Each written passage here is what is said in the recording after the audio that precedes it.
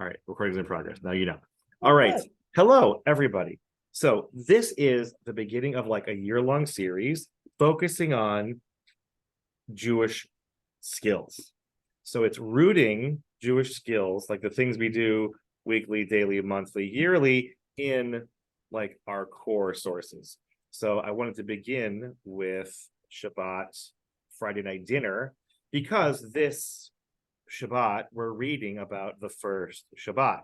So it seemed like a good place to start.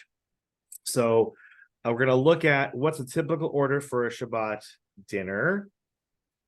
You know, the things we add to it that make it more than just a meal, the things that make it holy, sacred, etc. Then we're going to look at some of the core sources that all of our quirky, interesting practices all assume that we know, and they're all organically interpreted from these sources, and we'll see specifically how that happens. And then we're going to like look at some of the halakha that codifies the practices. I'm only looking at the halakha tonight in the 15th century. So we're looking at biblical stuff and then 15th century, sort of like the core sources, a few midrashim from the later rabbinic period, but pretty much the Shulchan Aruch, which is the major code of Jewish law that is kind of the gold standard for Jewish practice. Not that things haven't changed since then. In particular, the printing press, the rise of the popularity of Kabbalah and the Hasidic movement radically changed, in particular, a lot of Friday night practice, but it's basically the same. So it's a perfectly fine place to start. And if you know of variations from this, by all means, share with everyone your variations, because there are a lot of variations. This is also meant to be, Scott in particular, also inspired by post-conversion learning, like the things that people might have grown up with, that one, if you didn't grow up with it, you wouldn't know. So that is also part of the inspiration. There's also lots of people just don't know these things because, for whatever reason, they just didn't get around to it, wasn't done in their home. These were not done in my home growing up either. I learned these skills mostly my junior year in Israel at Hebrew University with a lot of Jewish friends and rabbinical school. So I did not grow up with this much. I knew like a little bit of this, but I didn't know a lot of it. Yeah, and I did not know the sources it was rooted in. All right, any questions before we start? Cool. I have props here. And if you do have, you know, candles to light, juice to drink, and bread to say motzi over, that'll be great. I have them all right here off camera. All right, so, but let's take a look at sort of where we're starting. So, typical order for a Friday night dinner, and this is by no means what I do every Friday night in my own home, nor is it the complete of what one could do. There's a lot. So there is often an opening song, Shalom Aleichem. Cantor Pepperstone is going to be making recordings of everything in bold on this list to listen to practice, etc. Shalom Aleichem, we'll look at the Talmudic source that is the basis for that song. There's usually blessing of our loved ones, often children. There are some songs sung from husband to wife traditionally, but maybe that's really not about her. Maybe that's about something else, called Eshet Chayil, which is from Proverbs 31:10 to the end. And there have been egalitarian wife singing to husband or partner to partner things and other things there. But that's typically where you bless your loved ones. Kiddush, which is the intro biblical section and the two blessings that are like the toasts to the day. Ritual hand washing, which is normal before any bread-based meal. Motzi, which is the blessing over the bread. Then there is dinner. There's usually also then Torah talk, you know, on the Torah portion of the week or some other topic, etc. Zmirot, Shabbat table songs are often sung.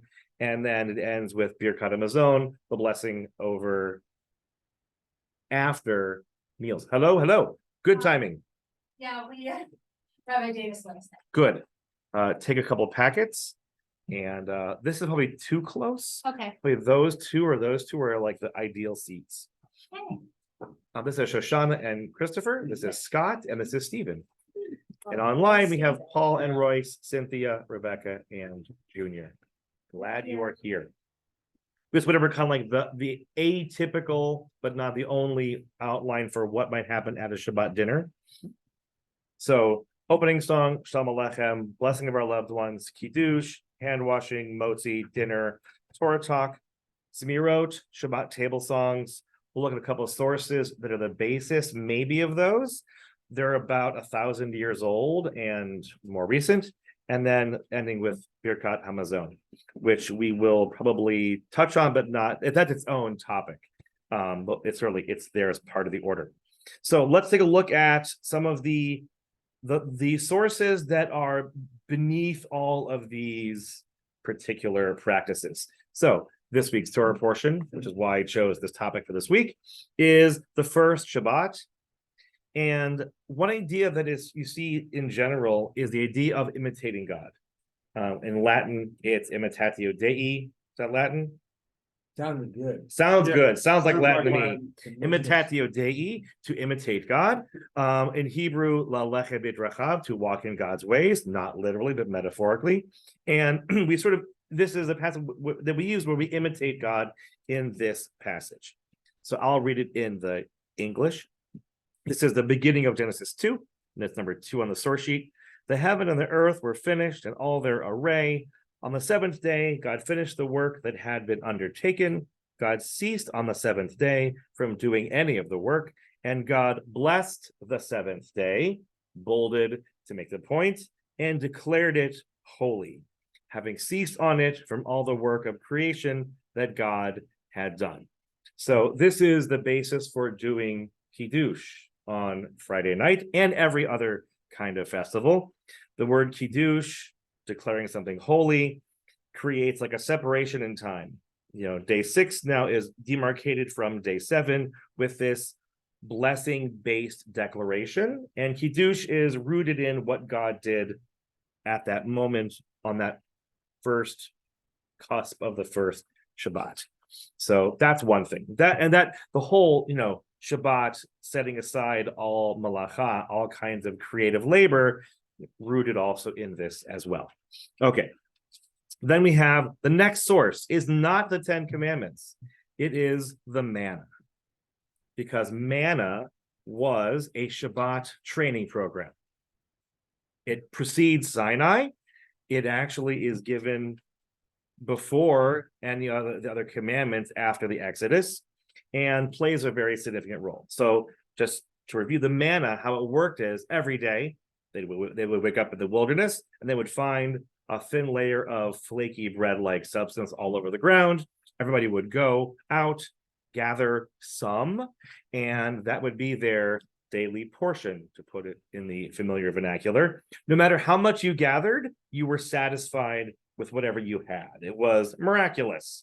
In the Midrash, tasted like whatever you wanted.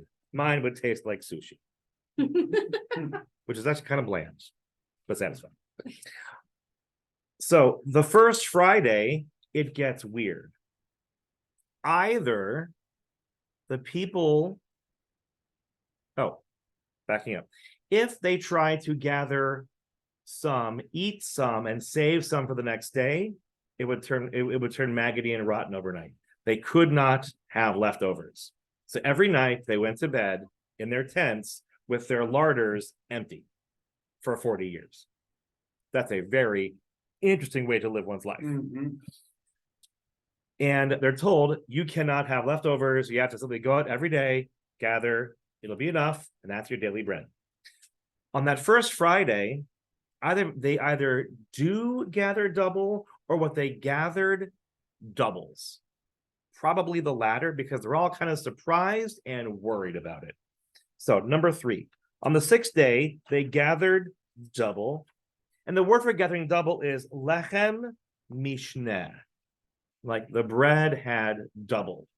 And mishneh lechem, 2 portions of bread, that is the origin for why we have 2 chalot.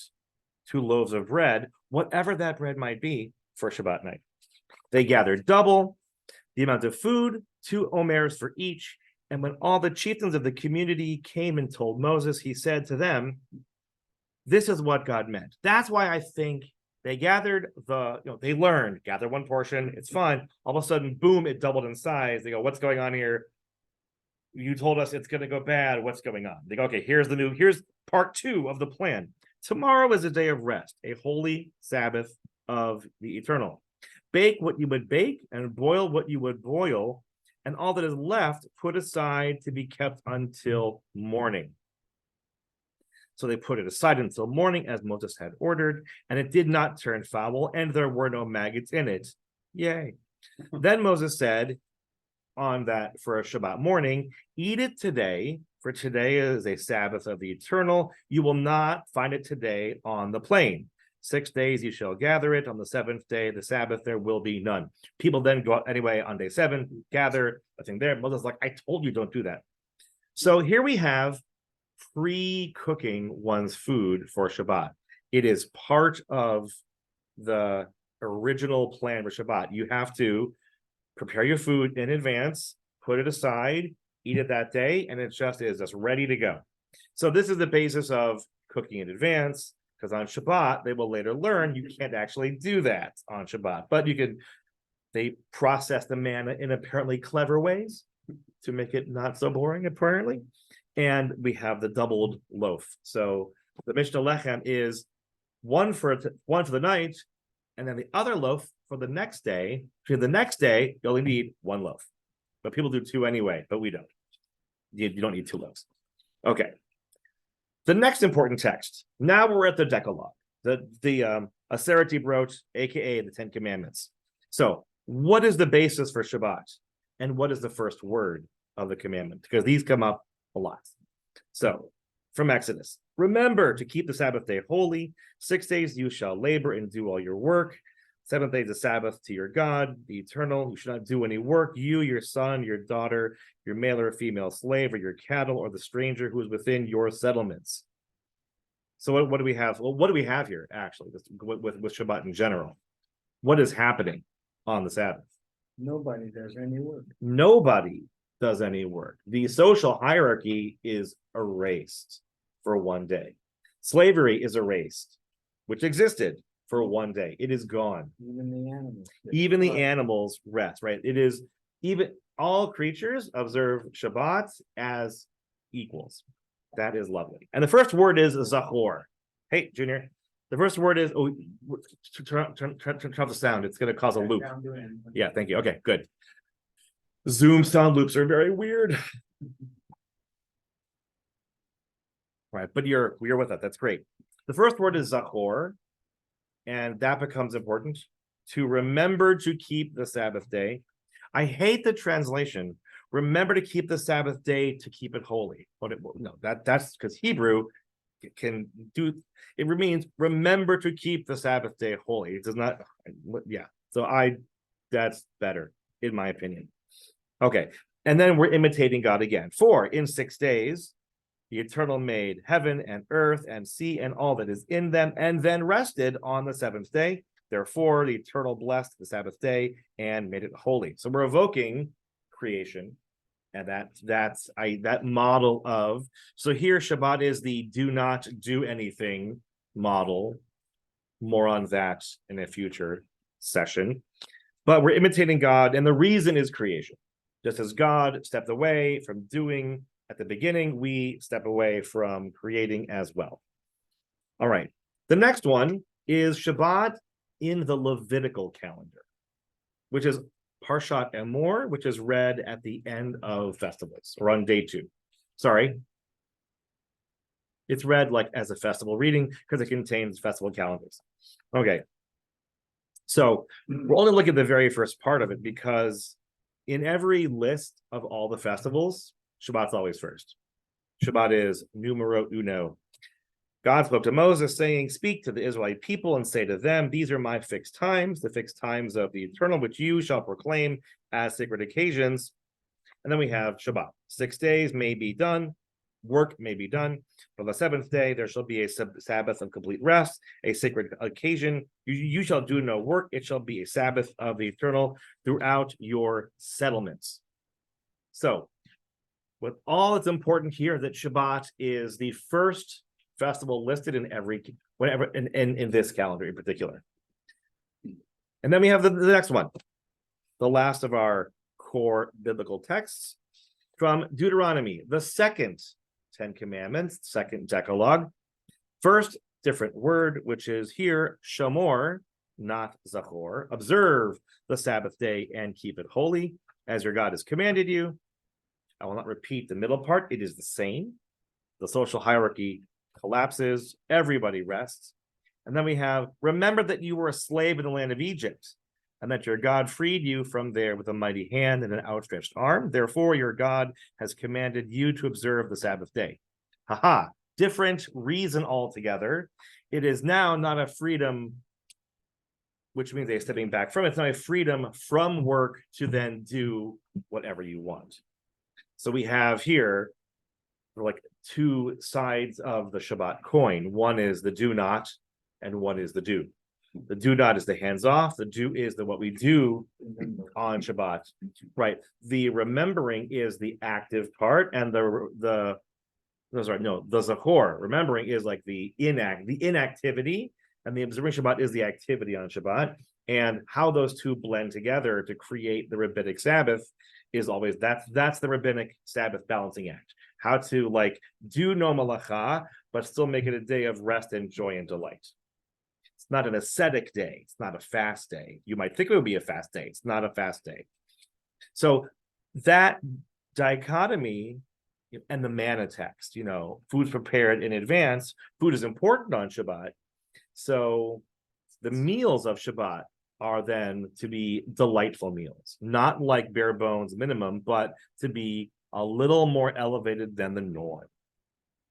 Any comments, questions up to now? These are the core biblical texts that I want to look at tonight. These are the ones that are sort of like simmering beneath the surface of all the Shabbat rituals. They're all built on it in different ways. It's interesting. And then I'm sorry. Mm-hmm. Just the way it's presented differently. We think that we all, into one. Right. So with an old midrash, which I could have included, and I might add it later, is that the rabbis say that there's a number of verses in the Torah that seem to be saying the exact opposite. For example, one of them is, you may not mix wool and linens, but you must put wool tzitzit on your linen garments. So don't mix wool and linen, but in this one case you can. Don't do any malacha on Shabbat, but there are like animal offerings made on Shabbat, which is very contradictory as well. Shabbat, the temple was the rules don't apply zone, like tzitzit, which are also kind of priestly, the rules don't apply there. So when the sacred gets involved, there's contradictions that are held in tension. So Shamor and Zachor are held in tension. And the rabbis say, that God said these two of the 10 Commandments at the exact same time. Because Moses wrote them down one way here, one way there, but they're actually uttered at the exact same time. And the Shamor and Zachor are meant to be a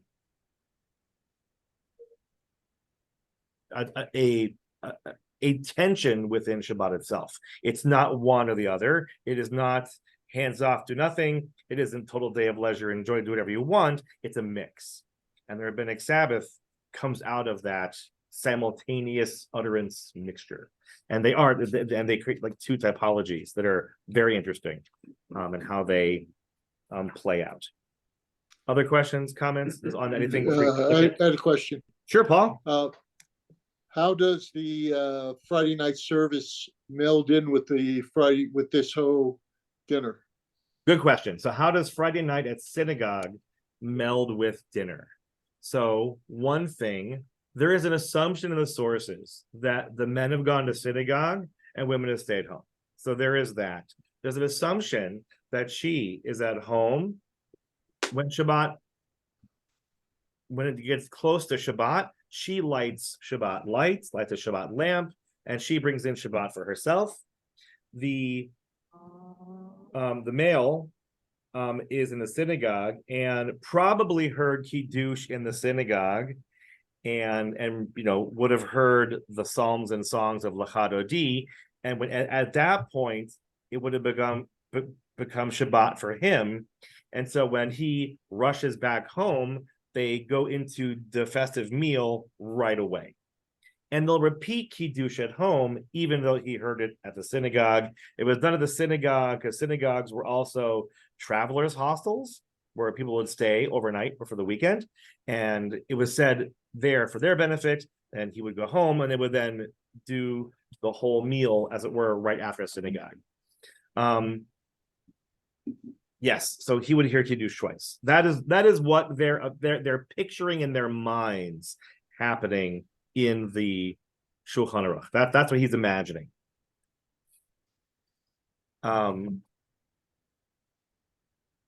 Right. Okay. Other questions at the moment?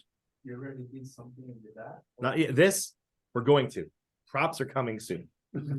All right. Preparing for Shabbat. So these are from the Shulchan Aruch, which is the 15th century Code of Jewish Law by Rabbi Joseph Caro, who was also a Kabbalist. And this is like very much like the universally accepted Code of Jewish Law at that point. There certainly have been additions in the intervening 500 years. But for the most part, what he's describing is what still Shabbat looks like in many, many homes. Okay, so one, and here's like the general vibe. A person should have more meat, more wine, and treats to the best of their ability. So in general, the Shabbat meal should not look like a weekday meal. It should be enhanced in some way, but it's very subjective. Now, he does not know about any of what we think of as Sephardic or European Jewish cuisine, because he doesn't have it. I don't even know what was on his menu. Clearly, it's, meat, wine, and treats. I'm not even sure what treats are, just nice food. But the important part is there is no menu, really, but it should be distinct from the week, whatever that might mean. Maybe you order from like the restaurant you like more, or it's like you add one more dish, or some people only have meat on Shabbat and holidays, but not during the week. Whatever it is, to just make the meal feel distinct and more delightful. Very subjective. Okay, then there's, one should set their table and take their, there are no tables in this world. Take their cushions and arrange the appearances of the house so that we should find it arranged and ordered when they return from the synagogue. Basically, when you come home, he wants you to have done all of your setting up of the house in advance as well. He wants Shabbat to be this thing that you can simply just enjoy with not even like light housework once Shabbat starts. He wants everything ready in advance. And that is certainly a skill, a timing skill, and an organizational skill that I'm still working on it. We're getting better in year 30 of observing Shabbat. It's taking a while. We're getting there. But it does take a while. Now, the Ramah, who is the Ashkenazi edition, kind of funny. Shulchan Aruch means the set table. The Mapah means the tablecloth. Who says Jews aren't funny? Rabbis are very funny. It is that our tables are kept set all of Shabbat, and such is the custom, and one shouldn't change it. So basically, he leaves up the tablecloth and other things for the whole day. They don't break it down between meals, they just leave it up. Fine. But they also have tables.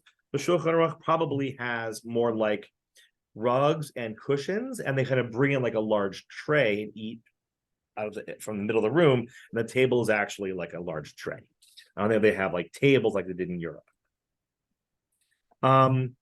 Here's other just, nice Shabbat guidance. One should wear nice clothes and celebrate the arrival of Shabbat, like the greeting of the king or the greeting of bride and groom.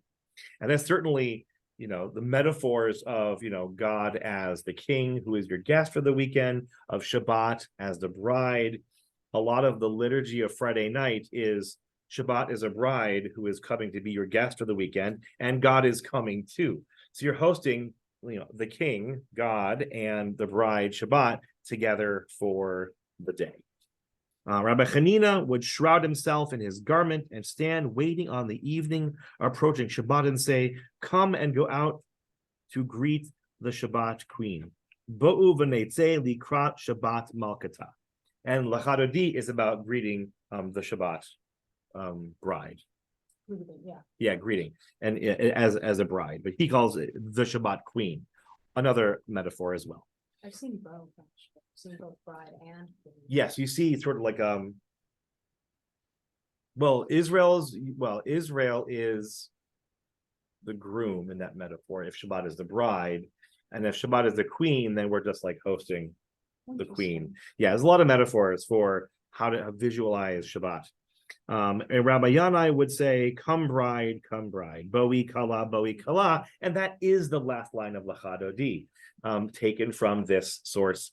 And I mean, Lachadodi was also written by Rabbi Joseph Caro's friends. Like that liturgy was written in his time period. He knew all of these Kabbalists who wrote Lachadodi, who was, I think Shlomo Alkabetz wrote Lachadodi. The Ramah. And one should dress himself in Shabbat garments immediately after he bathes himself, and this is an honor for Shabbat. And because of this, one should only bathe close to the evening approaching Shabbat so that he may dress himself immediately. People were very schmutzy back then. Schmutz, dirt was very easy to come by. Do not get dressed so early in the day. You're going to have, schmutz stains on you. I am prone to that. So, bathe and dress close to the end of the day. Keep your clothes nice. Do that. That's nice. Okay. So that's something about just getting ready. I had a friend who on Shabbat would wear very nice socks. He would wear his Argyle Shabbat socks. That was like his change of his clothes. I think of his Shabbat socks often. Okay, lighting Shabbat lights. You probably have seen or have in your family's custom or have seen or read about different Shabbat lighting methods. What are you familiar with? We're going to come to that. That whole bringing the light into you with a hand and covering your eyes. It's interesting how that began. It began differently and it morphed into that. We'll see an earlier version of that custom and why it's done that way.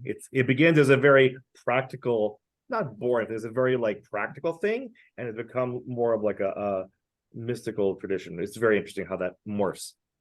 How many are lit? Two. Do you know why?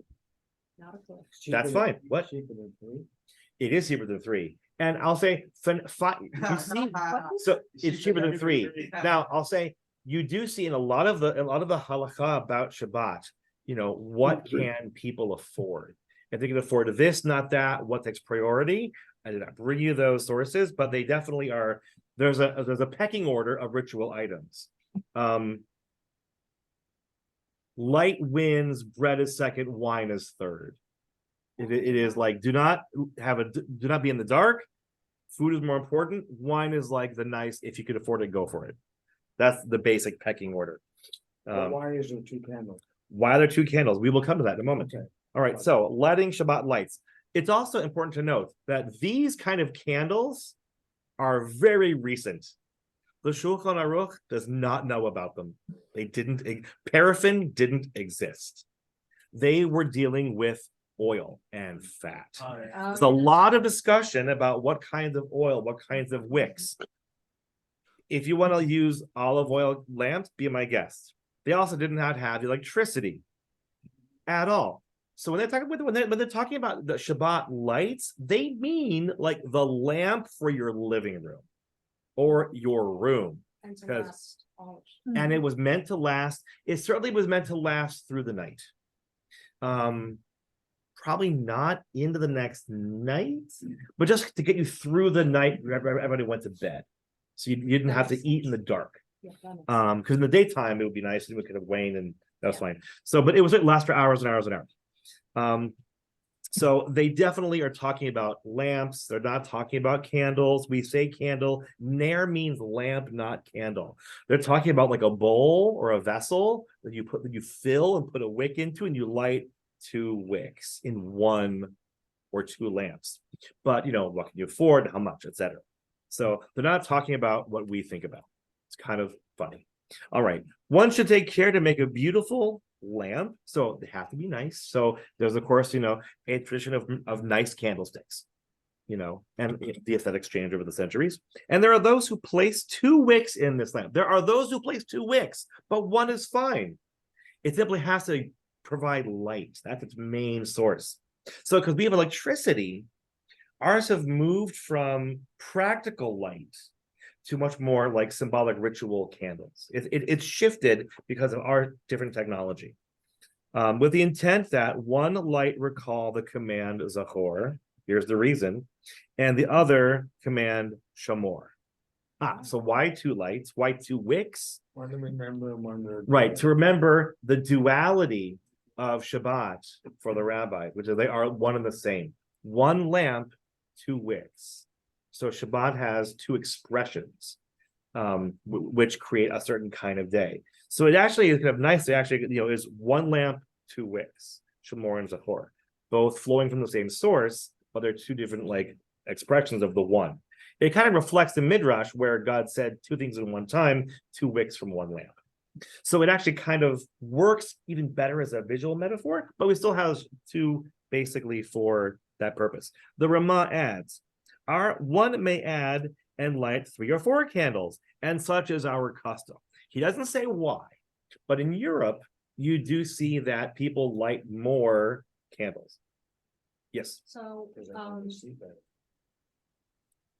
was gonna say, usually during in camps, each person was invited to light one. Mhm. Usually there was always a lot. Right, So 1 per they- person. Yeah. one per Yes, person. that's my grandmother's custom as well. My mother's mother lit 1 for each person in the household. I 2 like- was the minimum, and she lit 5 every Shabbat. So that was exactly her custom as well. And that reflects what the Ramah is saying. It's, 3 or 4, he doesn't say why, but 1 per person. If you have a guest, 1 more for them, or even a set for them, also not uncommon. Also, as paraffin made things cheaper and cheaper and cheaper, lighting more and more also became more possible as well. Does it matter what the candles are made out of? It does. There's a lot of discussion about fats and oils that don't sputter, they don't make smoke, they burn bright and clean. That's the goal. A bright, clean light that is not foul in odor. So paraffin, olive oil certainly are the 2 that fit the bill. I mean, paraffin is just extraordinarily cheap and common right now, and that's the vast majority of candles right now that we use. But certainly oil, What about beeswax?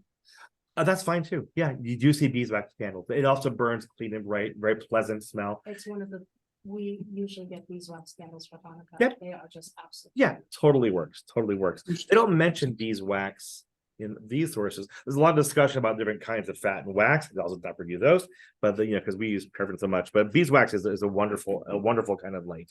It certainly evokes the primordial light, that light of Genesis 1, and let there be light, bright, clean, piercing, beautiful, beautiful candle holders, beautiful lights. But really, any particular light or candle holder can work. I mean, I use foil ones to make some quick ones for us tonight. Just because I grabbed these, but I couldn't grab more. But even those would be in a pinch. You've got nice candles, and that's good. Okay. So, the timing of Shabbat lights is an interesting thing. Oh, one of the other one other. I should have brought another source. One does not start fires on Shabbat. At least that's how the rabbis read it. We can let fires burn into Shabbat, which the Karaites do not, but we do not start fires on Shabbat. So, at some point on a Friday afternoon, lighting a candle at noon would not look like a Shabbat candle. It's just like, oh yeah, nice candle. So how close do you light to Friday evening to make it clearly a Shabbat candle? So that's one of the questions. So a person should not hurry to kindle the Sabbath lights while there is still much daylight left, because then it's not evident that they're being kindled for the sake of Shabbat, nor should the kindling be delayed past the appropriate time. So there is a sweet spot. The rabbinic sweet spot in general is 18 minutes before sunset. That way it's clearly not at the moment of sunset when Friday turns into Shabbat. Then you're lighting a fire on Shabbat. So, but it's also, in that 18 minutes, you can begin earlier, but not too much earlier. I think people feel like, an hour, maximum 2 is like as early as whenever, in summertime when it begins so late, that's also not inappropriate. If one seeks to kindle the light while there is still much daylight left, like in a Kansas summer, and accept Shabbat at that time, they may do so. So you can do it. You can. So in Kansas summer, that's okay. If it's like you're ready to begin your Shabbat evening, and it's still like 2 more hours of daylight, like that's fine. Just light at 6:30 if you want, and do your thing and move on. That's perfectly okay. Since they accept Shabbat directly thereafter, it is not considered as kindling too early, provided that it is after Plag HaMincha, one of the various rabbinic times, which is an hour and a quarter before nightfall. So that's like the early for them. So if nightfall is 7 o'clock, they say 5:45 is okay. That's as early as that he wants us to go, and then it's not clear it's Shabbat. So that's their zone of. And then the Ramah adds, if the candles were lit, should be lit while there is still much daylight, one must extinguish the light and go back and light it again to take Shabbat. So if you have like your house lamp, it's just lit because it's cloudy that day. You need to see better while you're cooking. You extinguish it and then you relight, because that he's talking about like your one lamp, your only lamp. Again, no electricity. They don't know what we're talking about. It's a whole different world of light bulbs that they had so much light they didn't know what to do with it. We have so much light we don't know what to do with it all. Okay.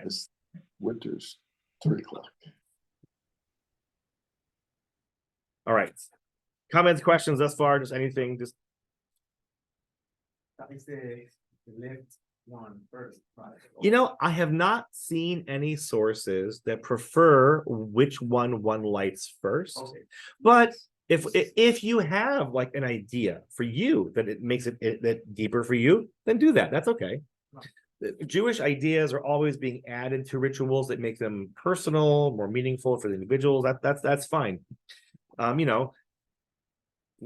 to left, totally plausible. Zachor and Shamor, totally fine. Yeah, why not? All right, so I've got candles around. So I have. Let's see,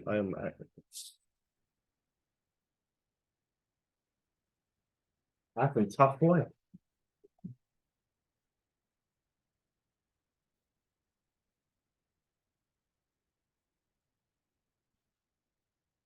Everyone, Steve, would you pass out our fun candles? Jerry Shauna, Yeah.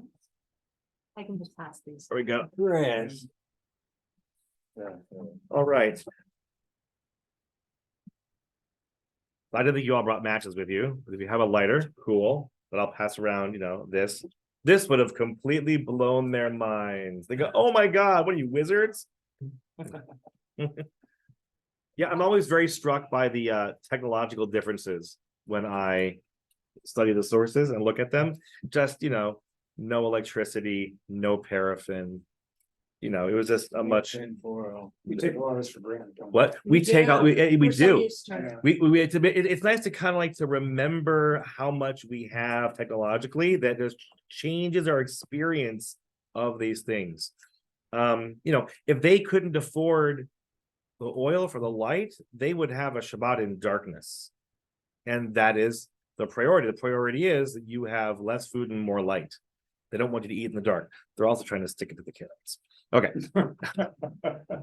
When you ignite, so when you ignite, you bless. So the idea here is that you want to keep the blessing and the ignition very close together. But the general idea is you do the blessing before the mitzvah in general. But if I say the blessing and then light, have I lit on Shabbat? So how does that work? It's a problem. So when you ignite, you bless. Blessed are you, Hashem, Elokeinu, King of the world, who sanctified us with your commandments and commanded us to ignite the Sabbath lamp. Now, here he says, both the man and the woman. In other words, this is a blessing that everyone has an obligation to do. This is not here specifically a woman's role. It is everyone or anyone's role to do that, even though traditionally it is done by women. But he's saying, no, everyone should do this. So if you're living on your own, you do that. If you're both doing it, you do that. So that's what everyone does. Yes. That's the blessing. That is the blessing in English. Yes. Yeah, but it's just like that. The blessing it's the one-liner. The blessing for commandments is the one-line blessing, and it begins with the typical first 6 words. And we're going to practice this in a moment. Baruch atah Adonai Eloheinu melech haolam. That every blessing begins with those 6 words, and then we have the mitzvah additions. Asher kiddishanu b'mitzvotav v'tivanu. And then insert the mitzvah at the very end. So there's like the opening 6 words, the commandment thing, and then what is the commandment? That's actually good to know. Yeah, that is the very standardized formula. Because remember, nobody had books. There's no printing press until this century. Nobody has books. It's all memorized. It's all short formulas that are orally taught and done with melodies so you can memorize things earlier. The Ramah. There is one who says that we bless before the ignition and one who says that we bless after the ignition, because who are we if not the people who debate about these things? So there's 2 customs floating around Europe. Is bless and light or light and bless? So what do we do? And in order that it be before your act, that when you bless, he wants us to bless and then light. So that you bless before you ignite, you should not benefit from it until after the blessing. This is the origin of this, Stephen, right here. This is the origin of it. Therefore, we put a hand in front of the candle, like this. You block out the light after the ignition, and then we bless. And afterward, we remove the hand. This is called before the act, and such is the practice. So Come back again about this. so this, That I understand. and then they added, due to Kabbalah mysticism, like bringing in the light to you. So it began as a very practical thing. Like I want to do the blessing first, and then I want to, well, I'm lighting, but I'm lighting without using, I'm lighting, but I'm not going to use the light. I'm going to cover it with my hand so I can't see it, and do the blessing with my eye, well, not with my eyes covered, but with the candles covered. This comes later. It evolves from this. This becomes this at some point. I don't know when, it just does. But this is the original, like how it was done, but it evolved. That's fine. We kind of like a snapshot before the most common current practice is in there. So you light them, you cover the candles or your eyes, do the blessing, and then, bringing in the light to you becomes a nice additional layer of meaning to it. So let's do that. So I'm gonna do what the Ramah says to do, because that's actually kind of what I've begun doing. I will not get any benefit from this light. Don't look. Look away. Scott, you take it. All right. Oh my God, see, but nuts on Zoom too. I gotta cover both. I can see them on Zoom on the screen. So I'm just gonna leave them here. Do we go ahead and light? Yeah, light yours. Yeah, light it, then cover it, or cover your eyes, whichever one you want to do is perfectly fine. We have to light it. Is it? It may be the Yeah, we have also some air happening. Yeah, some air happening. Yeah, give it some time. The light. All right. Yeah. So you basically because you're block. You actually can block most of a candle light with your hand. It does work. They're not that big of a flame. But you gotta Push the button forward. part on the top. Push, yeah, and then pull the trigger. Yeah, it's a child safety thing. If you're experiencing a breeze, I apologize for the air conditioning. Yeah. Yeah. There you go. Stinks in here. All right, if you have it at home, feel free to, whip it out and light it up. Hey, Light them if you got them. Let's burn them on. Yeah, well, don't touch the fire.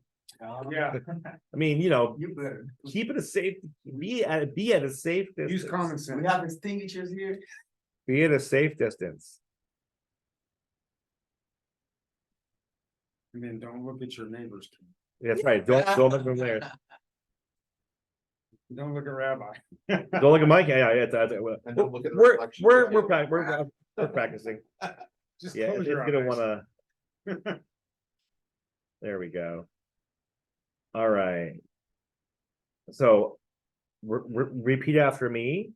Baruch Baruch, atah Adonai Eloheinu. Doing the full version for practicing sake. Melech Melech haolam haolam, asher Share. kiddeshanu Kiddushanu, b'mitzvotav the meats for the top, v'tivanu Betsy Vanu, lahadlik Lahadlik, ner Ner, shel Shell, Shabbat. And then you could then you would like take away your hand, or you would then uncover your eyes, and then you know people often like, you know, they kind of like bring in the light, you know, to them. 3 times I've seen people do in different ways. There's all kinds of interesting customs that have emerged and evolved from that. All right, so once one lights candles like that, you have made it Shabbat in your home. Like that is like the demarcation line, whether it's like, you know, right before that 18-minute window or up to an hour and a quarter earlier, you've basically made it Shabbat in your abode. Feel free to blow it out for now, just, you know, lest I don't think we're gonna get anything sprinklers. Can you reuse them now? We could, you could. I mean, basically, people actually, if they had oil from the previous week, well, since you don't put out Shabbat candles, you let them burn down. Yeah, I think one could reuse, although it's nice to use the fresh ones, but people, I'm sure people actually would, if it was like a candle bit, you know, would use it for something else. Yeah, so you could use it. Would use it for something else. Good question. Don't know. Let's try someday with oil and stuff. like that. You know, I have never done a Shabbat oil lamp. I have seen Shabbat. One of my teachers, Rabbi Ismar Shorsh, he has his family's Shabbat lamp from Germany from, you know, way back in the day. Wow. It was in his house installed as it would have been. It was attached to the ceiling. It was like on like a crane arm. You would like lower it down, fill it. It had like several wick spaces, Wow. light it, and then you basically put it up as far as you want, and it would burn down the house. Yeah, it was really interesting seeing like an actual Shabbat lamp from like pre-electric Germany. Wow, I've seen cigarette lighters that were Oh, that's interesting. had oil in the thing. Uh-huh. And you'd pull out the thing and it would, here at the top would be the flint and whatever, Oh, and it would light. that's cool. Thick. Huh, neat. All right, so candlelight. So let's talk about the Shabbat evening meal itself. Oh, yeah. So when one arrives at home, once you eat the meal immediately. So his vision is that you do not come home and dawdle. You connect Shabbat's beginning to the festive meal as close as possible. That is his goal. There's a general idea of being zariz, of being enthusiastic, doing things as soon as you possibly can. When the opportunity arises, you do not delay. That's a big vibe in rabbinic thinking. You just, you know, when you can do it, don't eat until it's done. Or if eating is it, don't do anything else till you eat, and then you do it, other things. So the meal begins with kiddush.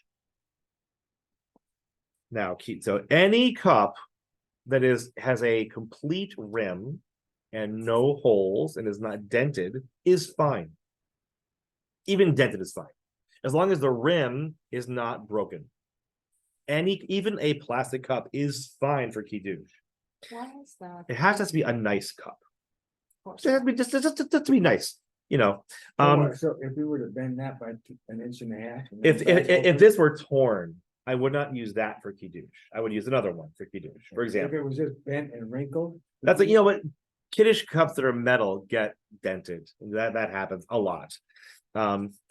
So one big idea is that, and this is more of like a rule that is descriptive than prescriptive. It describes a lot of things, is that women were exempt from time-bound commandments that had an action attached to them.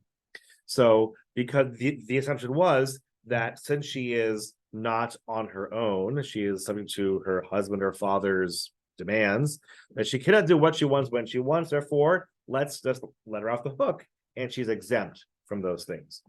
So that is, I don't think that is true today, but kiddush is one of those time-bound things that she is still obligated to do, even for the Shulchan Aruch. So this is one of those that is not covered by that description. Women are obligated in kiddush, even though it is a positive commandment that time causes. So it was one of the ones that was not part of that rule. Good to know. Everyone should do kiddush. Now, this is surprising. If you have an obligation to do something, then you can help others fulfill their obligation. So since we all have the obligation to say hamotzi for bread, when any of us says the blessing, the others can just say amen, and that counts. So a woman can say kiddush, and a man just listens and says amen, and that's fine. That is not done today in Orthodox communities that I'm aware of. It is the widespread practice in all liberal and some Orthodox communities.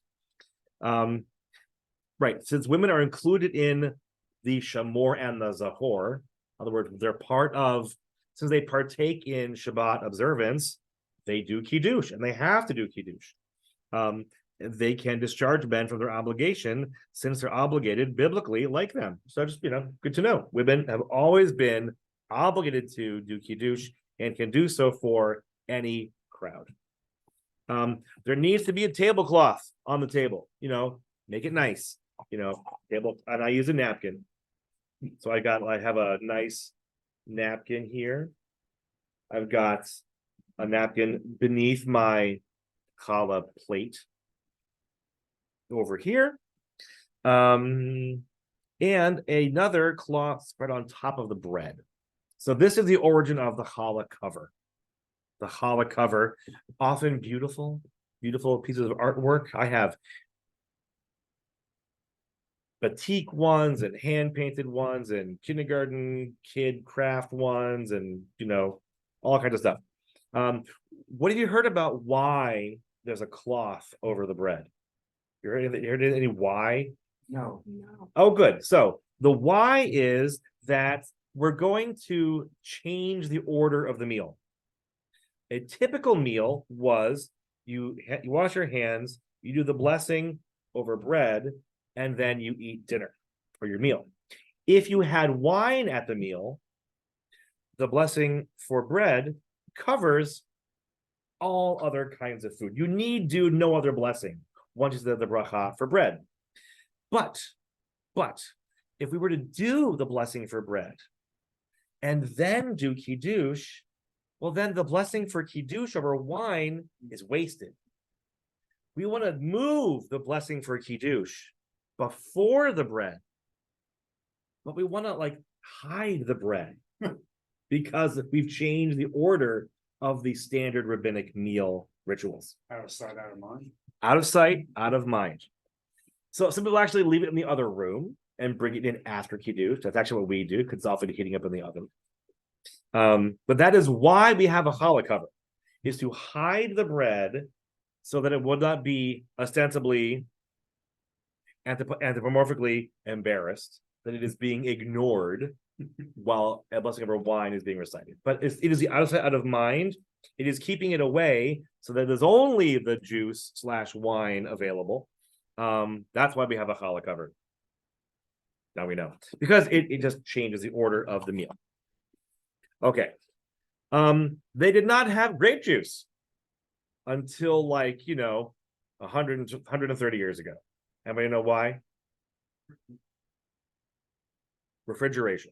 Oh. It all turned to wine real fast. Unless you fresh squeeze your grapes, which nobody is doing because they're making wine. Yes, grape juice is a 20th century invention. It's very nice. All right. One should make kiddush on a full cup of wine that is not blemished, a nice cup. And to require all that is required for a cup for Birkat Hamazon. Basically, 4 ounces is basically a full cup. So these are like 8-ounce cups. I'm gonna fill it halfway. That's good. That's that's enough for this amount. And to say Vayachulu, which is the passage we saw in Genesis. So Friday night, the passage we recite evokes the first Shabbat. Because Friday night, Paul, to your point, the Friday night Shabbat liturgy focuses on Shabbat as remembrance of creation. So Kiddush focuses on a creation text. The daytime liturgy for Shabbat focuses on Shabbat as a remembrance of the Exodus. And so daytime Kiddush is an Exodus text. And then Musaf is Shabbat as day of making offerings in the temple. And Mincha I'm sorry. No. I'm mistaken. Shabbat morning is Shabbat as part of God's revelation at Mount Sinai. Musaf is Shabbat of the temple. Shabbat afternoon is Shabbat as remembering the Exodus, but pointing towards the great Exodus in the redemptive messianic horizon. So, but each service on Shabbat focuses on one different aspect of Shabbat. So creation, redemption, revelation. Friday night is creation. So Vayachulu fits the bill well because it evokes the first primordial Shabbat. So Vayachulu is recited while standing, and afterwards one says Brei Priya Gafen, and afterwards one says Kiddush.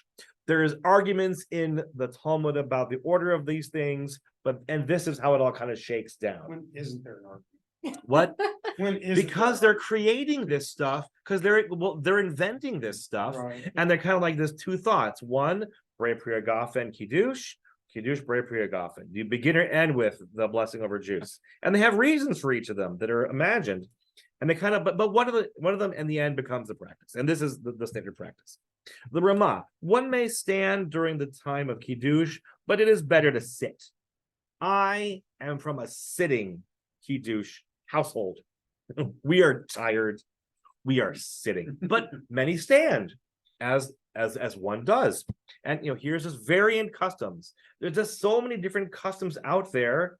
Local custom usually is what is done, but there's a lot of customs out there, and you see that reflected in the sources. They go, there's just Jews living all over, and just things vary, and that's nice. Okay, he says, our custom is to sit even while saying Vayachulu, as is my custom as well. Except when we begin, we stand a bit to honor God, because we begin Yom Hashishi Vayachulu. So here we back up 2 words. So Vayachulu is the beginning of one paragraph. The previous verse ends Yom Hashishi Vayachulu Hashemayim.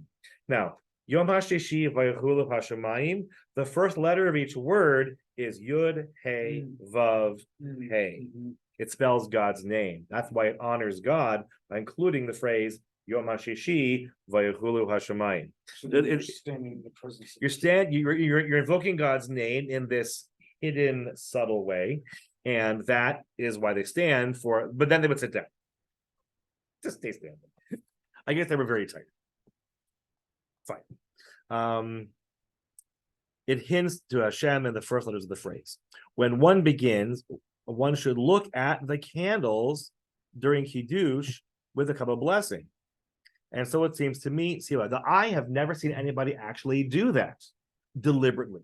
I see people light candles near the table, like on a sideboard. They're always often in the same room. I've never seen anybody actually deliberately look at them. I don't know if this is actually an active custom or not, but there it is. They're sort of visible in the room. While invoking Shabbat, you can see, the visible manifestations of the mitzvot, Shamor and Zachor. And then here is Kiddush. So Kiddush is, I have benchers here. So let's pass out. These are our new Shabbat benchers. They arrived the other day. They're going to be there on Shabbat and holidays on our tables. And I'm sorry you can't look at it at home. I have not moved this in the slightest for any of you at home. I am so sorry. Okay. I apologize. Okay, but here is Kiddush. All right, so Kiddush in the new benchers is Different than what you have written here? no, it is, but there's transliteration Oh, as well as translation, and that's important. what page? Kiddush is on page 60. Kiddush for Friday evening. Page 60.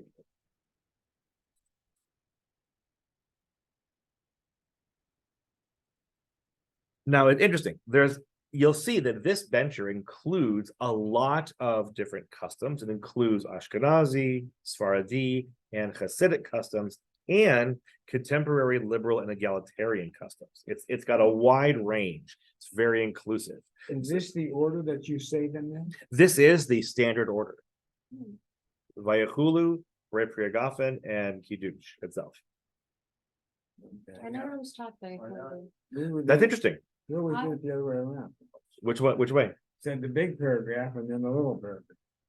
Interesting. That is the Shammai approach. Fascinating. Okay. That's still Kiddush. It's just an unconventional approach. All right. So it has a Hasidic custom mentioned here, which is also from the end of Genesis 1. Vayar Elohim et kol asher asa v'hinei tov me'od. Because everything is very good.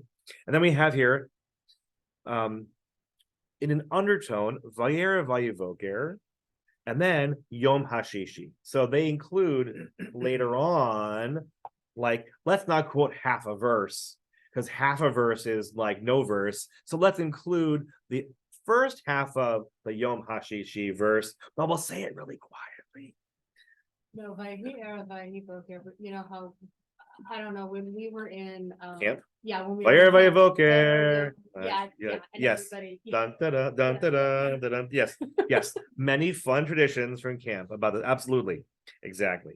So and it's Yom HaShishi, the sixth day, which alludes to Mount Sinai, because every other day is not Yom HaSheni, it's Yom Sheni, day 2, not the second day. It's just a second day, but this is the sixth day. That's weird.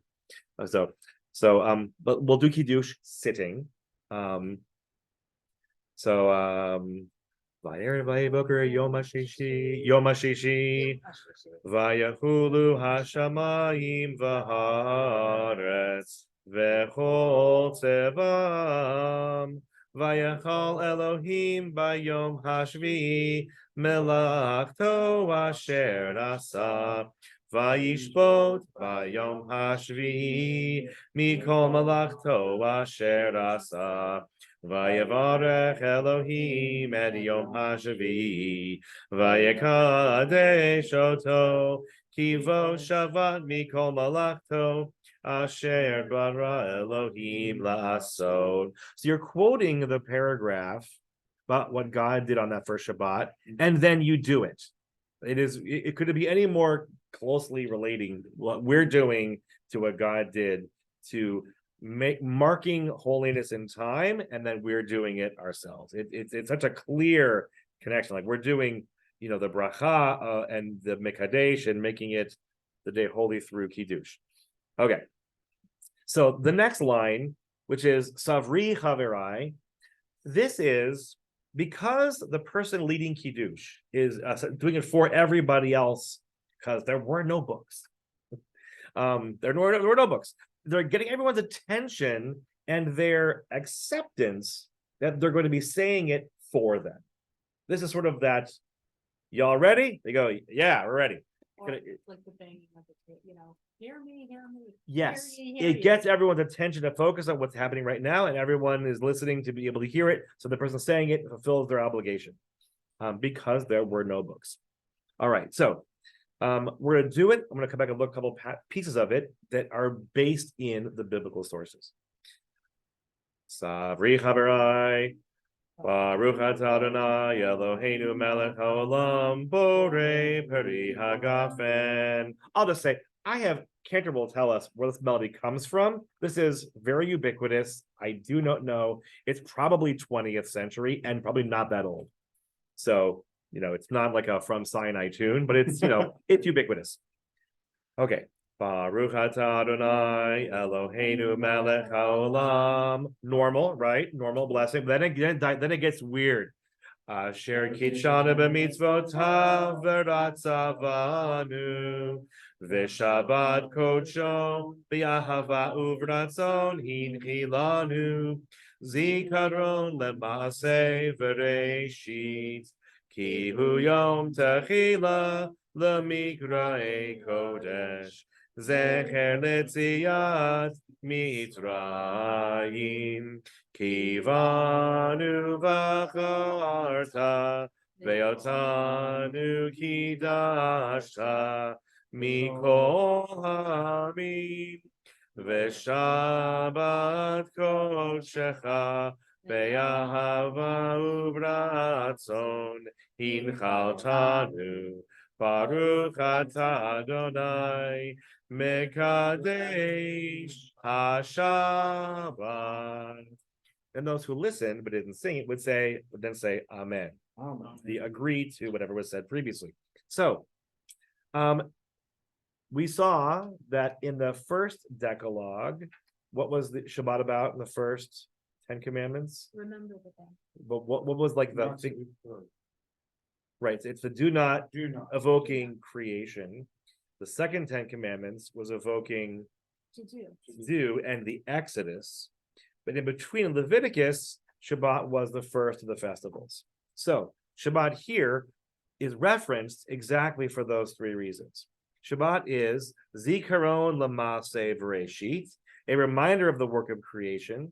Ki hu yom techila lamikra kodesh. It is the first among the days called holy. So, and then a zecher litziat mitzrayim, a reminder of the exodus from Egypt. So we're hearkening back to these three core texts about Shabbat when we do Kiddush. They're being hyperlinked, if you will. Remember, like, oh yes, 10 commandments. Oh yes, Levitical calendar. Oh yes, second 10 commandments. It's also the verb hinchilanu is used twice, which means a heritage or an inheritance. Like this day, this sacred time is part of our inheritance as the Jewish people. It's sort of one of the things that we inherited from our ancestors is this gift of a day of rest, part of our nachala. Nachala can also be land, but this is more like a spiritual nachala, spiritual inheritance, and it's mentioned twice, and then that's certainly stressing that this day is a big part of what we have received and what we're passing on and what we do as part of the Jewish people. And it ends with Mekadesh HaShabbat. God makes Shabbat holy, Genesis 1, Genesis 2, and then we're doing the exact same thing. We're imitating God in this moment by evoking Shabbat and all these moments, and then we basically then make Shabbat holy as well. So that's how Kiddush works, as it were. And it also mentions Ahava, that it is a loving gift and a gift given with ratzon, goodwill, as it were. How do they do ratzon here? What do they say ratzon? It's one of those funnier words. Favor, goodwill, desire, cherishedness. You may have noticed the alternate language. Ve'otanu kidashta mikol ha'amim. You have made us holier than all other peoples. So many people find that chosenness phrased as a better than problematic. So some people, I do not. I find it perfectly fine. I don't see it as a superiority thing.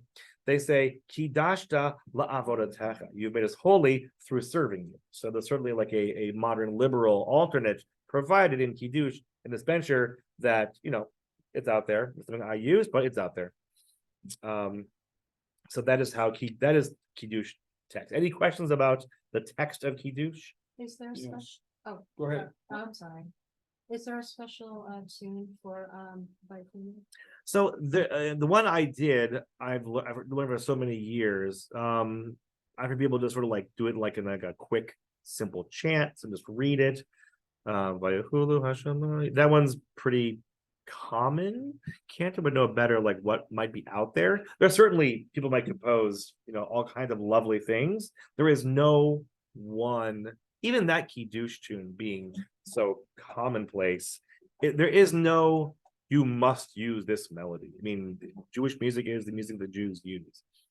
These are probably mostly 20th century. So they're all very new in that sense. So there's no, certainly there's other ones that one can do. Just curious. on Yes.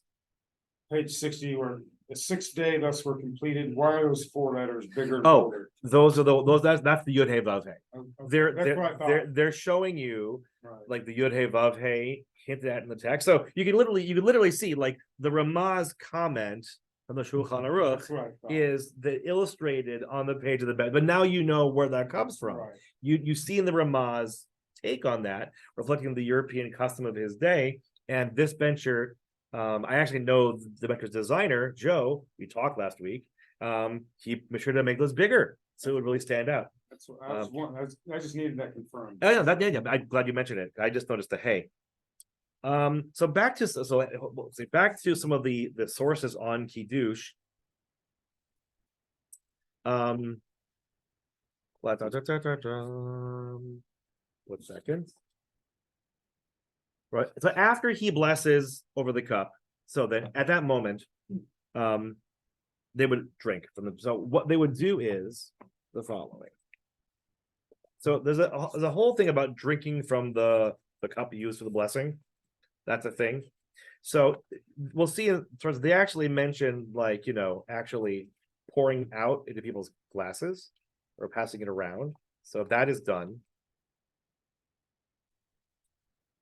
So I just poured too much. So just take one and pass it. We all heard the blessing.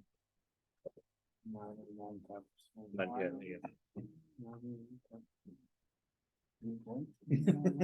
All right. Right. There's also a general thing. Once you do the bracha, to quickly then eat or drink the things, there's no break. Bracha close to action is certainly always desired. You heard the bracha. Bottoms up. Salud buena. What do you say? Salud buena. Very nice. Good health indeed. So then everyone would then go wash their hands. And he mentions the bracha al natilat yadayim, which is the standard hand washing blessing before having bread at all. Goes back to a very old rabbinic custom to basically act priestly and to wash one's hands before eating bread. But he says if he washed his hands prior to Kiddush, so there's two customs out there. Some people wash their hands, then do Kiddush, and then do motzi. And some people do Kiddush, wash their hands, and then do motzi. In my household, we do that Kiddush, hand washing, motzi thing, except for Sukkot, because traipsing out to the sukkah and back inside and back out. No. On Sukkot, we wash Kiddush, motzi, like the Shulchan Aruch says, which also is a German custom as well. And then he reveals the bread. The bread is then revealed. Aha. It's like where did it come from? I have no idea. It was I've been here the whole time. It's like the bread is a surprise. Now he has revealed the bread that is beloved to him. It's like what's that about? Like it's weird. I'm a bread person, so I feel it's beloved. I love bread. I also love bread, but there is a thing about when you have like items that are on a plate that are relative the same blessing. It's the one you're like really wanting to eat first. That's the one you do the blessing over. Like it was like a plate of fruits. You do your favorite first. So this is like if there's a loaf of bread, the person doing motzi is like, I baked this one. Like one that they're really attached to or just desiring the most. That's the one you do the bracha on. The one that is beloved to them.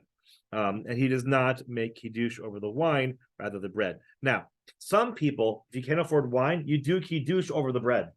And that is normal. It's a normal practice, very common. Like if you forget to have wine, like occasionally we'll be sitting down to dinner for dinner, but like I totally forgot Or if you can't have juice and wine. Or if you can't, or you forgot you can't have wine, you forgot juice. Kiddush over bread, totally normal. Then he would do washing, Kiddush, and motzi, but it's all the same thing. So you just do hand washing, kiddush, not brit pirgafen, and then motzi after kiddush in that case, and that's also fine, perfectly fine way to do that. Ramah, there are those who say that initially one should wash his hands before kiddush and then make kiddush over wine. And such is the simple custom in our land, and it is not to be changed sit on Pesach night as it's no. What's funny, that practice he thinks is so normal is not the normal practice. That did not, it did not last. It's used in Germany. It's stuck, but that's only in Germany. Everywhere else, it changed. It's just funny that, like, don't change it changed. So even though Shulchan Aruch and the Ramah, things evolve and change, and what they say is not the last word, but it's a very good, solid word. All right, so I forgot to bring in a hand washing station. All right. I don't know where mine is. Yeah, so we're going to pretend at the moment. All right, so the blessing for hand washing, standard blessing commandment formula, and then the phrase is al netilat yadayim. It is in the bencher. You will find it on, where is it? Here we go, page 71 in the bencher,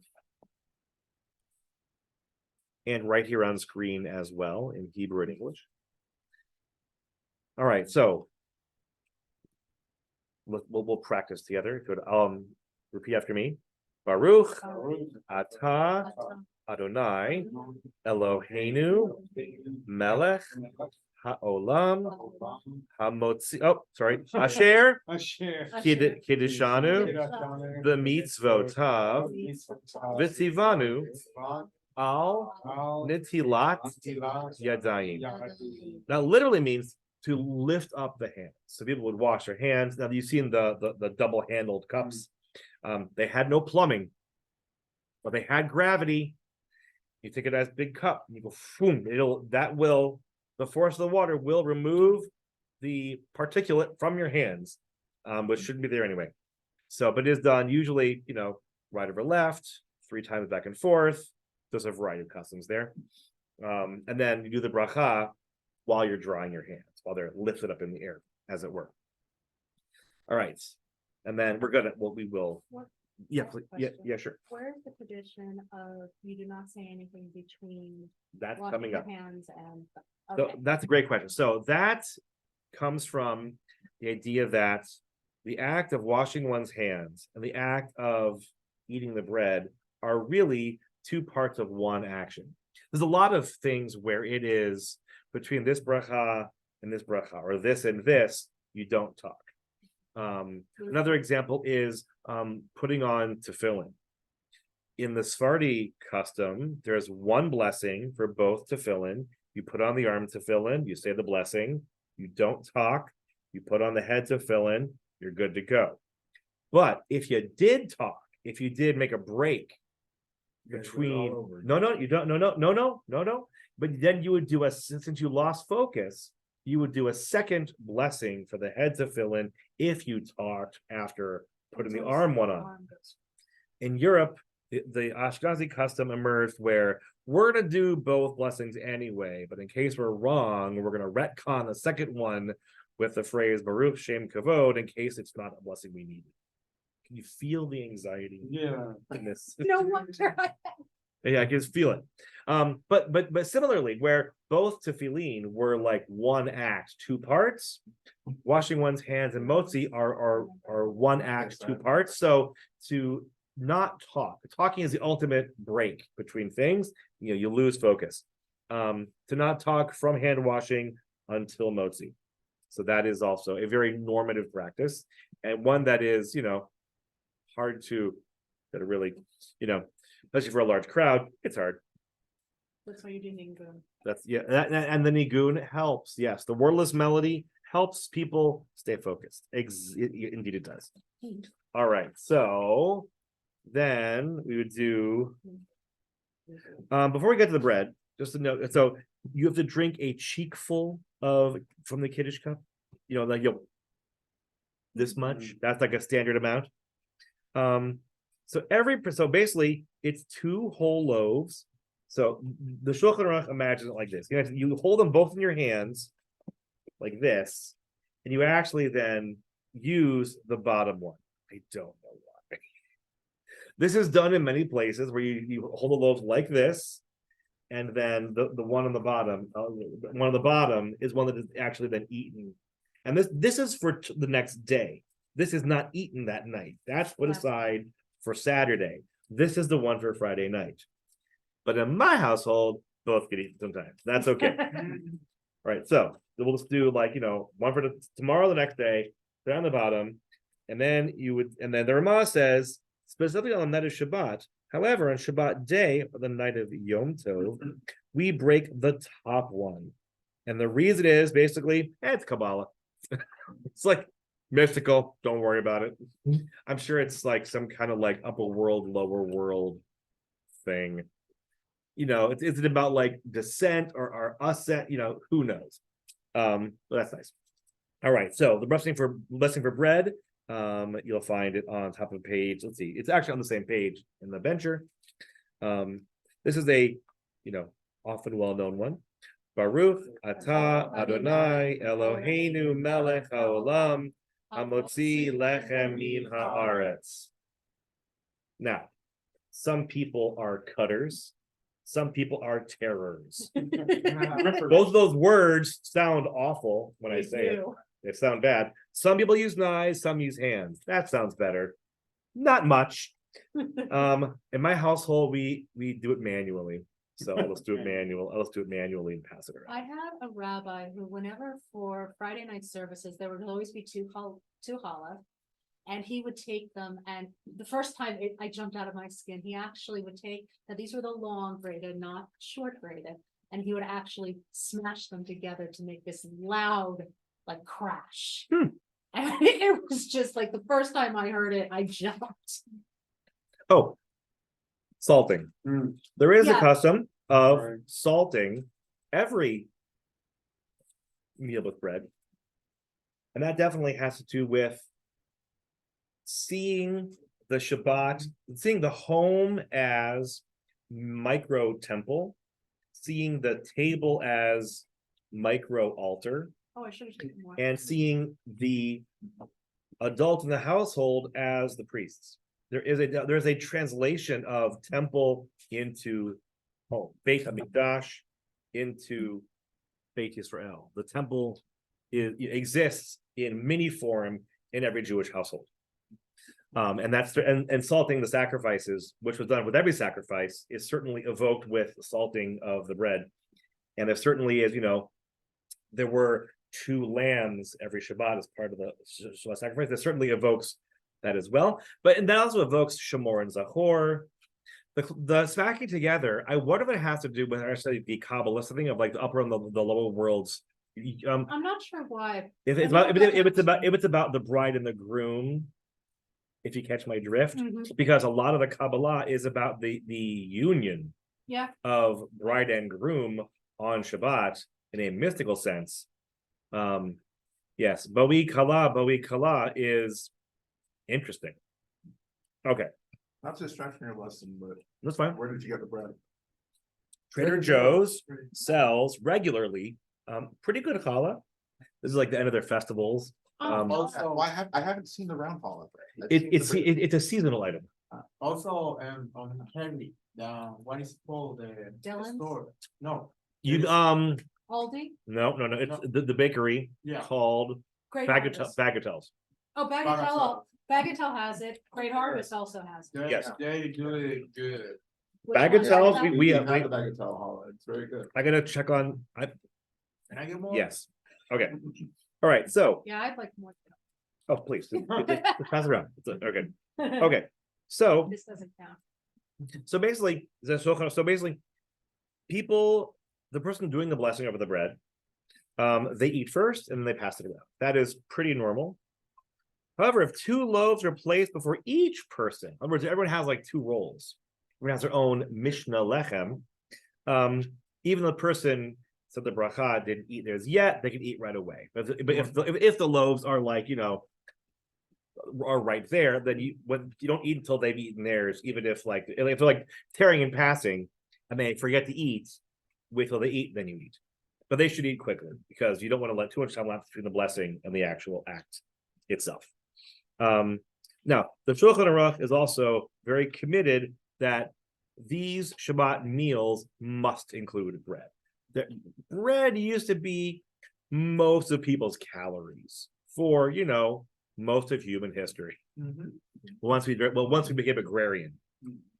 That, of course, is no longer the case. You could do a perfectly good meal with no bread, but there certainly is like a very strong cultural push to do these meals as bread-centered meals. For the rabbis, eating bread at a meal like makes the meal into it's called a seudah.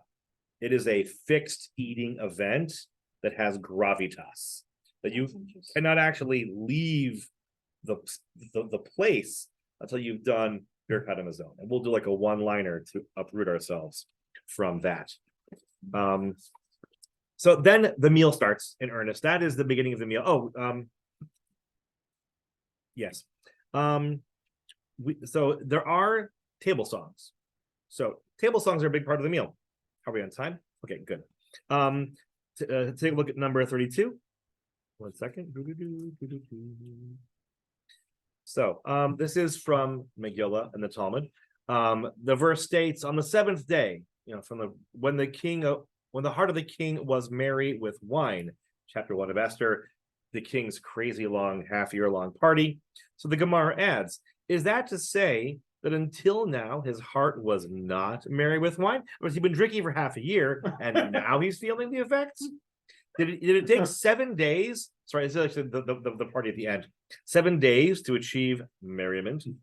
Rava said the seventh day was Shabbat. Seventh day was Shabbat, when the difference between the Jewish people and the Gentiles is more apparent. Because, sure. On Shabbat, when the Jewish people eat and drink, they begin by occupying themselves with words of Torah and words of praise for God.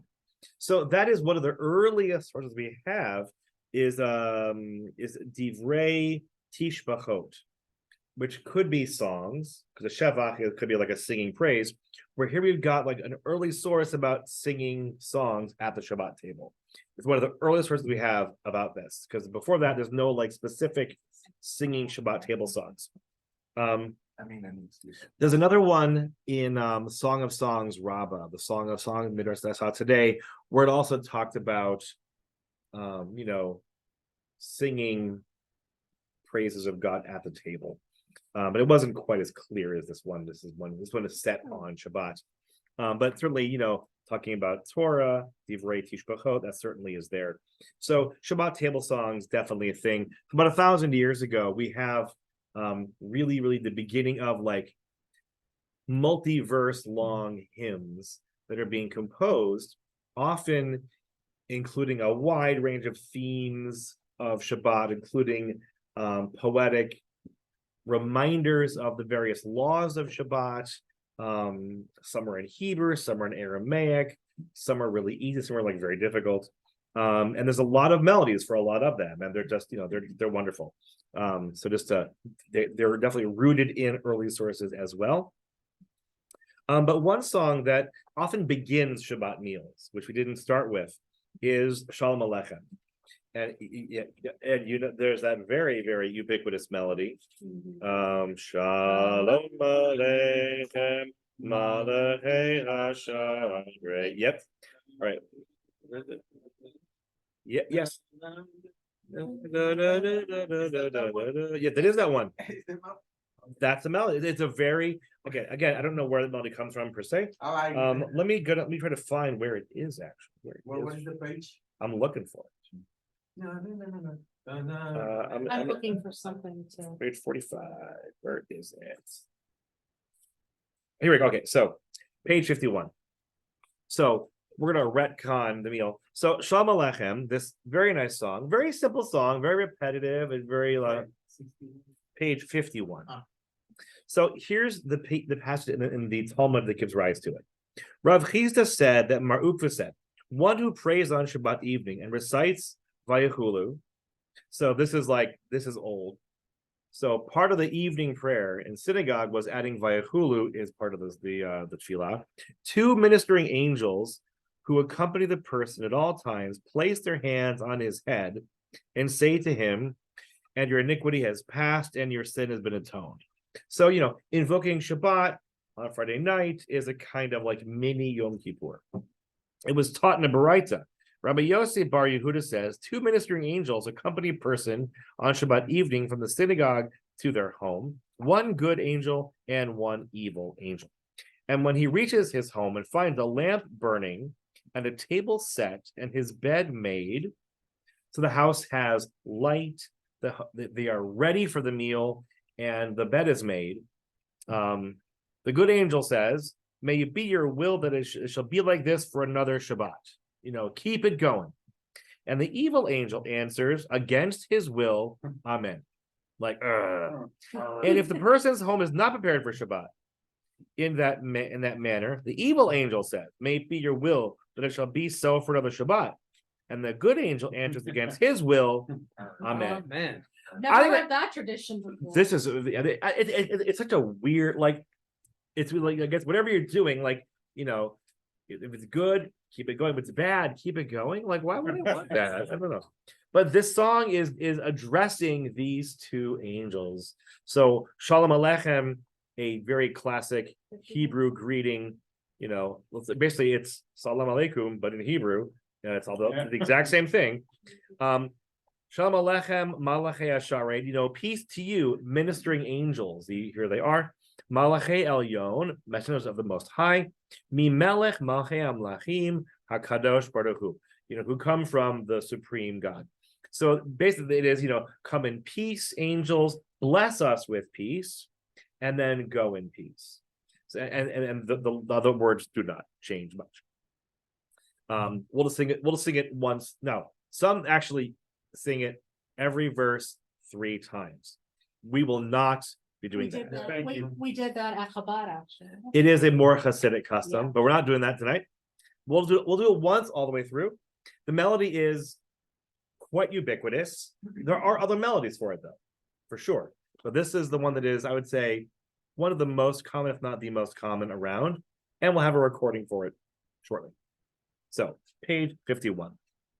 Shalom Aleichem, Malachei Hasharet, Malachei Elyon, Mi Melech, Malachei Hamlachim, HaKadosh Baruch Hu, Boachem L'Shalom, Malachei Hashalom, Malachei Elyon, Mi Melech, Malachei Hamlachim, HaKadosh Baruch Hu, Baruch Hu L'Shalom, Malachei Hashalom, Malachei Elyon,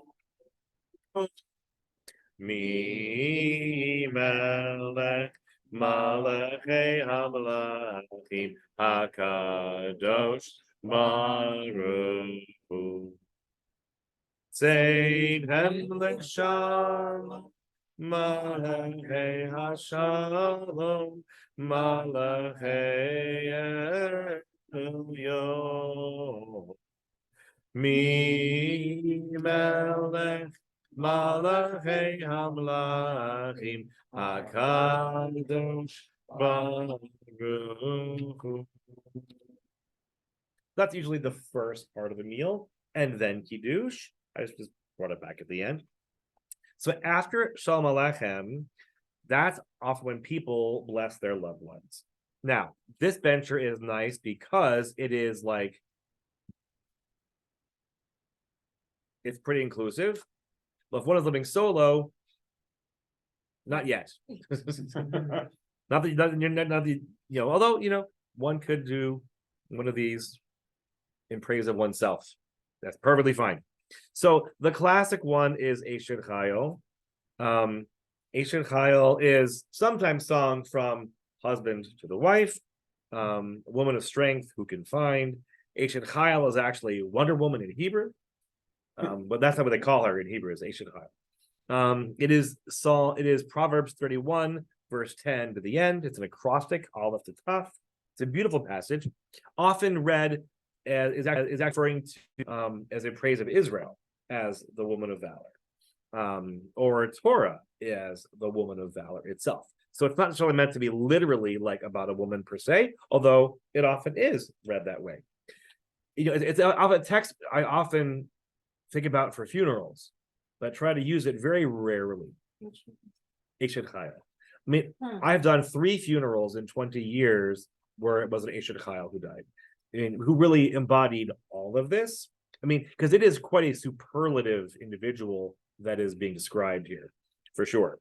And there certainly is there's sort of like an Ashkenazi melody that I don't know that well, because it's not part of my personal practice.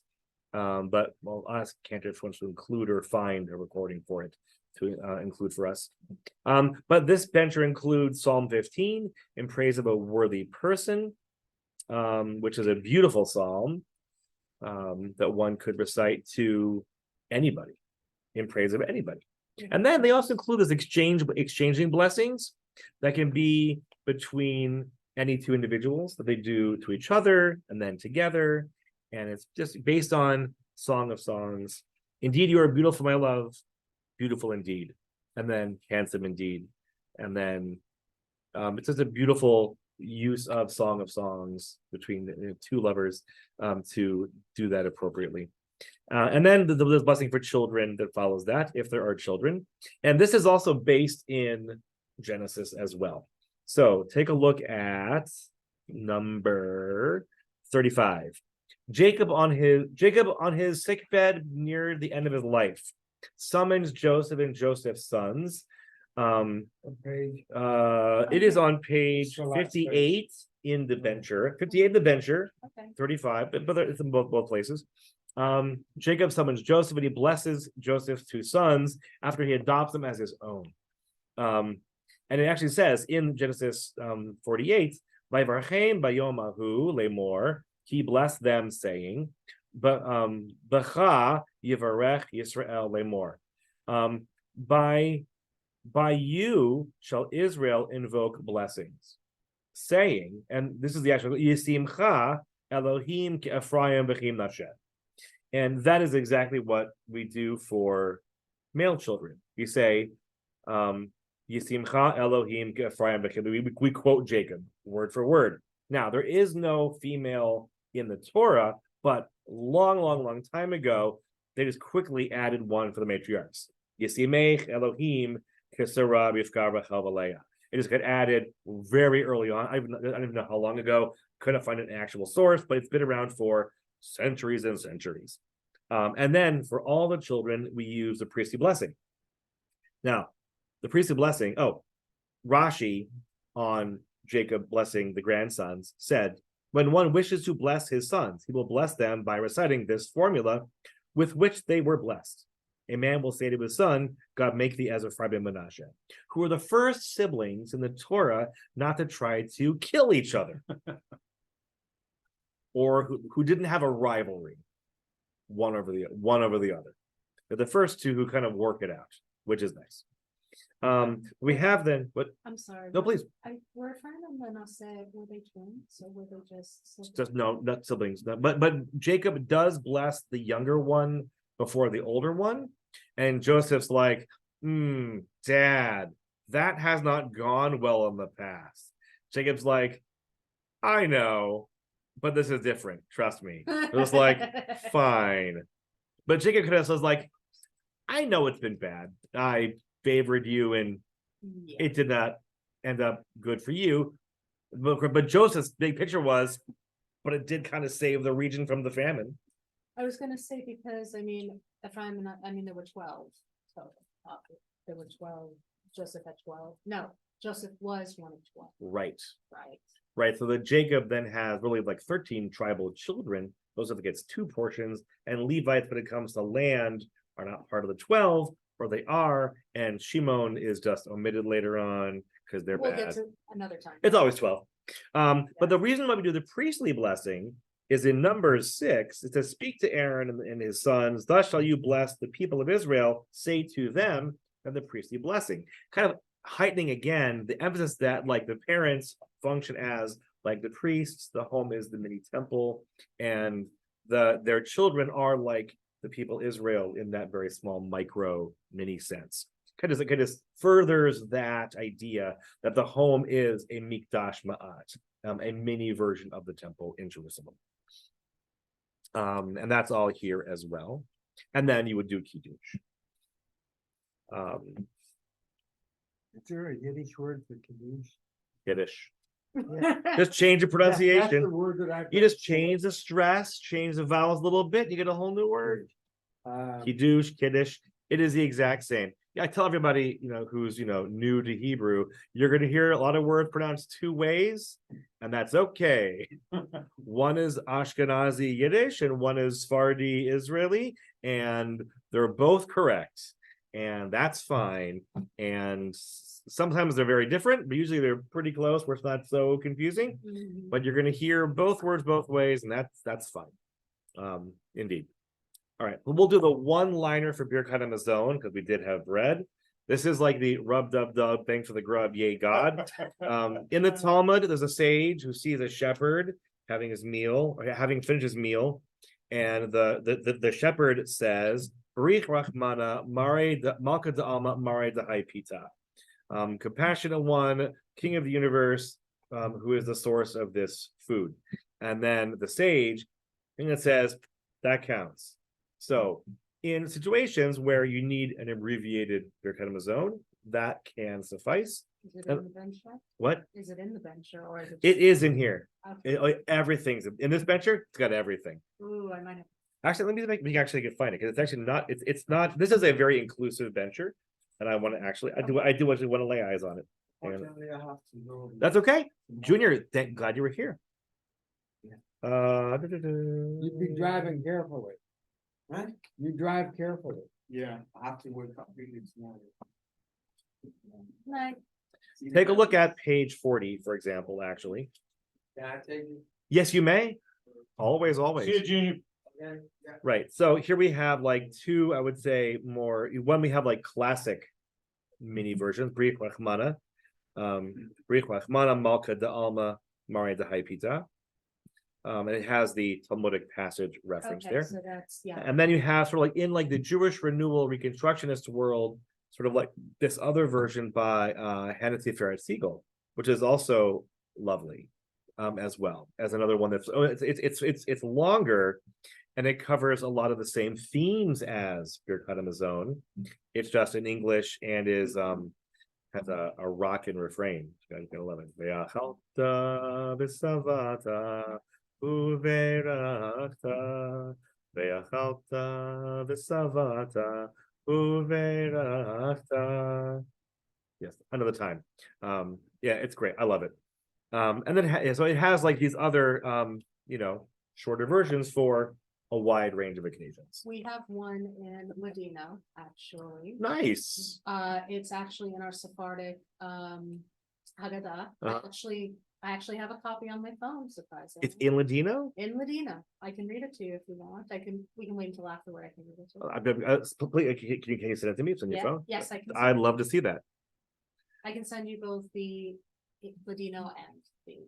Please, English. I would very much appreciate seeing that. That'd be really, really cool. I did not pause for any comments or questions from anybody on Zoom, but as we're wrapping up, any lingering questions, thoughts, comments, or ideas? I did record this, by the way, so Is this normally gonna be a 2-hour class? I don't know. It's possible. I knew this one would be longer. The next one, which is next week, is going to be starting like the beginning of starting a daily prayer practice. So others may come, but I don't want to come that one. But it's going to be working on sort of like very, very small baby steps. Cynthia, I see you're off of mute. Yeah, I don't know if you can really answer this question, but for some of us who are alone Yeah. on Friday nights, you know, it's a real pain in the neck to make a big fancy meal. I And, hear you on that. Yeah, yeah. I do. Yeah, I think that's what I like to say, is just to make it distinct from the week. So maybe not fancy, but maybe just sort of like, Sure, yeah. maybe adding a dessert. Adding You know, dessert. I mean, sounds adding like dessert, so great you know, there certainly Yeah. are, Okay. you know, when we've had long weeks, I'm just cooking That's something very right. basic. We'll just like add, you know, Trader Joe's, get a couple desserts, you know, just kind of just make it different. Because to make it just to make it subtly different, just to make it distinct. Because I just don't want to cook some weeks. It's maybe one of the week, but that's usually the case. Yeah, You right. know, So I hate yeah. cooking for myself. it's very hard to cook for one. It is very Yeah, difficult. it is. Darn, I've talked about it. It's, you know, it's not very exciting. No, it's not. Yeah. There's so nobody to applaud. Yes, right. Exactly. It's really it. It's a little difficult. Yeah. So yeah, so I appreciate that difficulty. Yeah, How- so how lighting does Kabbalah- candles is about it. Well, Paul? How does Kabbalat Shabbat fit into that? That was a change at some point in time, was So it not? Kabbalat Shabbat emerges right around when the Shulchan Aruch gets published. So it is new in that generation and became ubiquitous and became part of the evening service. I mean, there were allusions to it in the Shulchan Aruch where people say, "Oh, let's go and greet the bride. Let's go and, you know, Boi Kala, Boi Kala." And then there were poems written to like take those pieces of halakha and to really like, you know, heighten them and magnify it. And it became, you know, it's actually the newest part of the Siddur in terms of like, you know, adding to our overall tefillah schedule for the week. You will. Then I'll get that. All right.